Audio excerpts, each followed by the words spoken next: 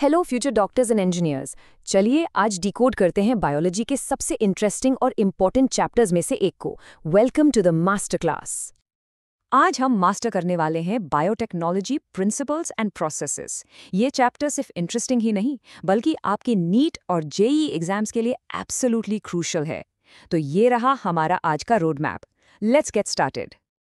चलिए अपनी जर्नी एक सिंपल से सवाल से शुरू करते हैं। जो दही हम सदियों से अपने घरों में बनाते आ रहे हैं और जो मॉडर्न लाइफ सेविंग दवाई है इंसुलिन, इन दोनों में आखिर कॉमन क्या है? जरा सोचिए। दोनों ही बायोटेक्नोलॉजी के कमाल हैं। एक ट्रेडिशनल है, दूसरा मॉडर्न। आज हम इसी कनेक्शन को डिटेल में समझेंगे। ऑलराइट, तो चलिए शुरू करते हैं। अपने पहले सेक्शन में हम बायोटेक्नोलॉजी की नींव को समझेंगे, इसके बेसिक प्रिंसिपल्स। सोच लीजिए कि हम एक हाईटेक फैक्ट्री खोल रहे हैं, तो सबसे पहले उसके रूल्स एंड रेगुलेशन सीखने पड़ेंगे, राइट? तो आखिर ये बायोटेक्नोलॉजी है क्या? देखिए, यूरोपियन फेडरेशन ऑफ बायोटेक्नोलॉजी यानी EFB के अकॉर्डिंग ये नेचुरल साइंस को ऑर्गेनिजम्स, सेल्स या उनके पार्ट्स के साथ जोड़ना है ताकि इंसानों के काम आने वाले प्रोडक्ट्स और सर्विसेज बनाए जा सकें। बिल्कुल सिंपल भाषा में, लिविंग थिंग्स को यूज करके यूजफुल चीजें बनाना। जैसे दही बनाना ट्रेडिशनल बायोटेक है और जेनेटिकली मॉडिफाइड ऑर्गेनिज्म से इंसुलिन बनाना मॉडर्न बायोटेक है। मॉडर्न बायोटेक्नोलॉजी दो मेन पिलर्स पर खड़ी है। पहला है जेनेटिक इंजीनियरिंग, जिसमें हम किसी ऑर्गेनिज्म के DNA ब्लूप्रिंट को ही बदल देते हैं ताकि हमें मनचाहा रिजल्ट मिले। यह हो गया हमारा ब्लूप्रिंट डिज़ाइन। और दूसरा है बायोप्रोसेस इंजीनियरिंग, जिसमें हम एक ऐसी साफ सुथरी स्टेरल एनवायरनमेंट बनाते हैं जिसमें हम अपने डिज़ायर्ड सेल्स को बड़ी क्वांटिटी में ग्रो कर सकें। यह हो गया हमारा फैक्ट्री प्रोडक्शन फ्लोर। एक डिज़ाइन बनाता है और दूसरा उस डिज़ाइन को मास प्रोड्यूस करता है। सिंपल।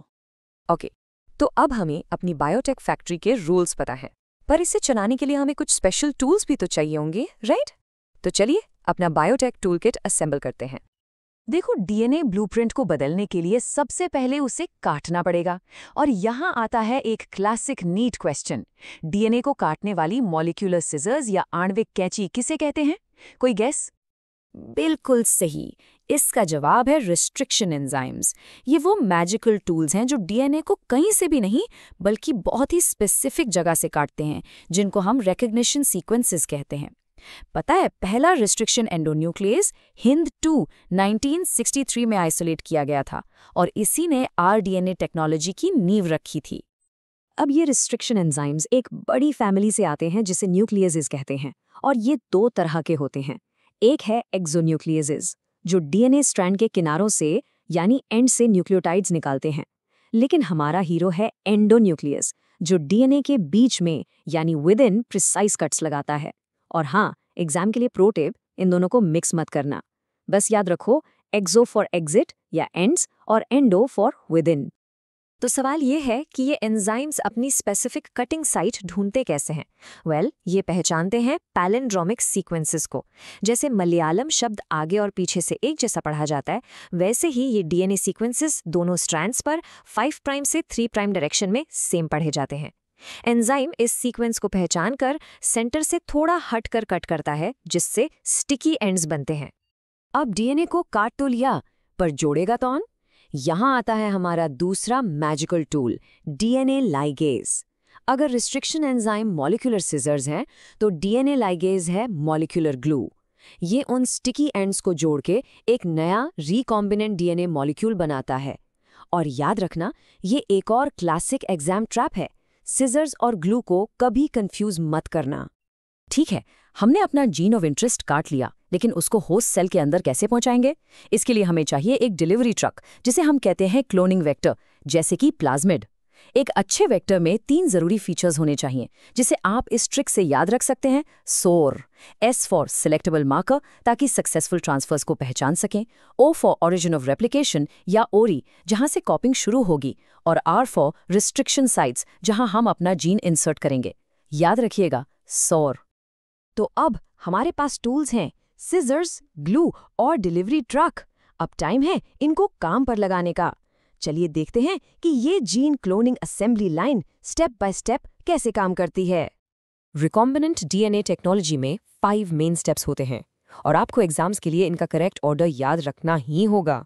इसके लिए हमारे पास एक सुपर ट्रिक है, I can always insert genes.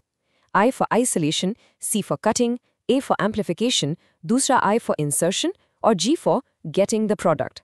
इस mnemonic को याद रखो और आप प्रोसेस कभी नहीं भूलेंगे. I can always insert genes. हमारे निमोनिक में ए का मतलब था एम्प्लीफिकेशन, पर हमें इसकी ज़रूरत क्यों है? अपने जीन ऑफ इंटरेस्ट की सिर्फ एक कॉपी होना आमतौर पर काफ़ी नहीं होता. हमें काम करने के लिए लाखों बल्कि करोड़ों कॉपीज चाहिए. और ये जादू करता है एक प्रोसेस जिसे कहते हैं पीसीआर. पीसीआर यानी पॉलीमरेज चेन रिएक्शन एक जीन फोटोकॉपी मशीन की तरह है. हर साइकिल में 3 स्टेप्स होते हैं जो बार बार रिपीट होते हैं. पहला, डीनेचुरेशन. डीएनए को 94 डिग्री सेल्सियस तक गर्म किया जाता है ताकि उसके दोनों स्ट्रैंड्स अलग हो जाएं. दूसरा, एनिलीन. इसे लगभग 55 डिग्री तक ठंडा किया जाता है ताकि छोटे प्राइमर्स जुड़ सकें. और तीसरा, एक्सटेंशन. 72 डिग्रीज पर एक स्पेशल हीट रेजिस्टेंट एंजाइम जिसे तक पॉलीमरेज कहते हैं नए डीएनए स्ट्रैंड्स बनाता है. और ये रिपीटिंग साइकिल का नतीजा बस कमाल का है. सिर्फ 30 साइकिल्स के बाद वो एक डीएनए का पीस लगभग 1 बिलियन कॉपीज बन जाता है. सोच के देखिए, 1 से 1 बिलियन. ये है एम्प्लीफिकेशन की असली ताकत. तो हमने अपना जीन क्लोन कर लिया और उसकी बिलियंस ऑफ कॉपीज भी बना ली. अब आती है फाइनल स्टेज, स्केलिंग अप. हम लैब बेंच से फैक्ट्री स्केल प्रोडक्ट्स जैसे वैक्सीन्स या इंसुलिन तक कैसे पहुंचते हैं, चलिए पता करते हैं. देखिए, छोटे मोटे एक्सपेरिमेंट्स तो लैब में हो जाते हैं, पर जब हमें लाखों लोगों के लिए दवाई बनानी हो तब हमें ज़रूरत पड़ती है बायोरिएक्टर्स की. ये बड़े बड़े वेसल्स होते हैं, 100 से 1000 लीटर तक के, जहां हम अपने जेनेटिकली मॉडिफाइड सेल्स को बिल्कुल परफेक्ट कंडीशंस में ग्रो करते हैं ताकि वो हमारा डिजायर्ड प्रोडक्ट बना सकें. कोवैक्सीन जैसी वैक्सीन्स बनाने में बायोरिएक्टर्स का जो इंपॉर्टेंट रोल है वो इंडियन फार्मा इंडस्ट्री की ताकत को दिखाता है. आपके एनसीईआरटी सिलेबस में 2 तरह के बायोरिएक्टर्स हाईलाइट किए गए हैं. एक है सिंपल स्टर्ड टैंक बायोरिएक्टर जो सिलिंड्रिकल होता है और एक एजिटेटर यूज करता है ऑक्सीजन और न्यूट्रिएंट्स को आपस में मिक्स करने के लिए. दूसरा है स्पार्ज्ड स्टर्ड टैंक बायोरिएक्टर जिसमें स्टेरिल एयर बबल्स को नीचे से डाला जाता है जिससे ऑक्सीजन ट्रांसफर के लिए सरफेस एरिया बहुत ज्यादा बढ़ जाता है. अपने एग्जाम्स के लिए इन दोनों का डिफरेंस जरूर याद रखिएगा. तो प्रोडक्ट बायोरिएक्टर में तैयार है. क्या अब हम इसे सीधा मार्केट भेज सकते हैं? बिल्कुल नहीं. फाइनल स्टेज है डाउनस्ट्रीम प्रोसेसिंग.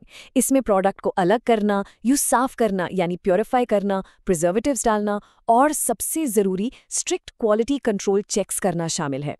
इस पूरे प्रोसेस के बाद ही प्रोडक्ट मार्केट के लिए तैयार होता है.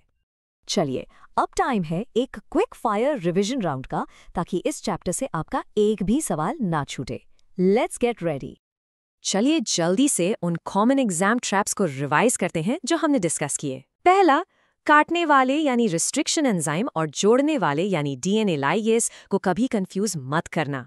दूसरा, गोल्डन रूल, वेक्टर और सोर्स डीएनए दोनों को हमेशा सेम एंजाइम से काटना जरूरी है ताकि कंपैटिबल स्टिकी एंड्स बने. और आखिर में, डिफरेंस याद है ना, एक्सो काटता है एंड्स पर और एंडो काटता है बीच में. इन गलतियों से बचो और आप सेट हो. और चलिए एक आखिरी बार अपनी मेमोरी ट्रिक्स को रिवाइज करते हैं. टूल्स के लिए हमारे पास है सिजर्स, स और ग्लू. वेक्टर फीचर्स के लिए याद रखिए SOR. और पूरे आरडीएनए प्रोसेस के लिए हमारा निमोनिक है I can always insert genes. In tricks से आपका रिवीजन सुपर फास्ट हो जाएगा. तो हमने पूरा प्रोसेस समझ लिया, एक सिंगल जीन से लेकर फैक्ट्री मेड प्रोडक्ट्स तक. हम जानते हैं कि बायोटेक्नोलॉजी हमारा फ्यूचर है. और ये मुझे एक आखिरी सवाल पर लाता है. आपको क्या लगता है, इंडिया अगला बायोटेक सुपरस्टार कैसे बन सकता है?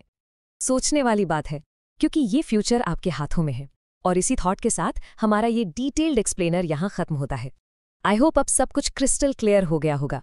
अगर आपको ये एक्सप्लेनर पसंद आया तो लाइक कीजिए, दोस्तों के साथ शेयर कीजिए और आगे आने वाले हेल्पफुल गाइड्स के लिए सब्सक्राइब करना मत भूलना. All the very best for your exams.